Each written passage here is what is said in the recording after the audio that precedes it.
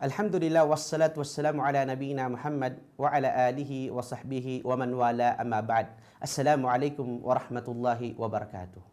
Tunay na may mga magagandang katangian ng isang mananampalataya kay Allah subhanahu wa ta'ala at isa roon ang isang bagay na kung saan ito ay pinuri na mayroon ito doon sa mga taong naniniwala o mga taong may pananampalataya kay Allah subhanahu wa ta'ala. Sinabi ng ating mahal na propeta Muhammad sallallahu alaihi wasallam, "Ajaban li amril mu'min, inna amrahu kullahu lahu khair, wa laysa dhalika li ahadin illa lil mu'min."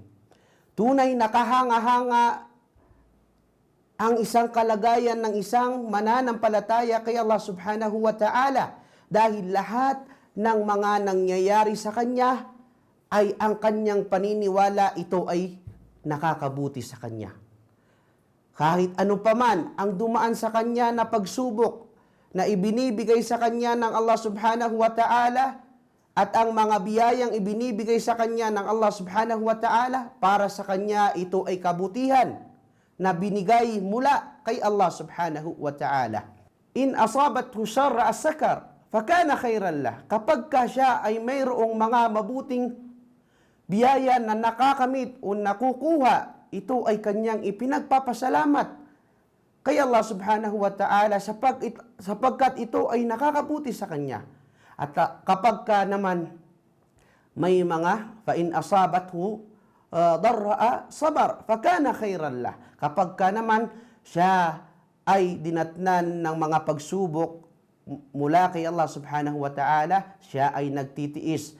At yan ang isang kalagayan ng isang mananampalataya kay Allah subhanahu wa ta'ala na marapat lamang na tayo bilang isang Muslim ay magkaroon tayo na magandang pag-uugali. Marapat lamang na magkaroon tayo ng mga katangi-tanging magandang kabutihan na tinataglay ng isang mananampalataya kay Allah subhanahu wa ta'ala. Wa ilahuna. Assalamualaikum warahmatullahi wabarakatuh.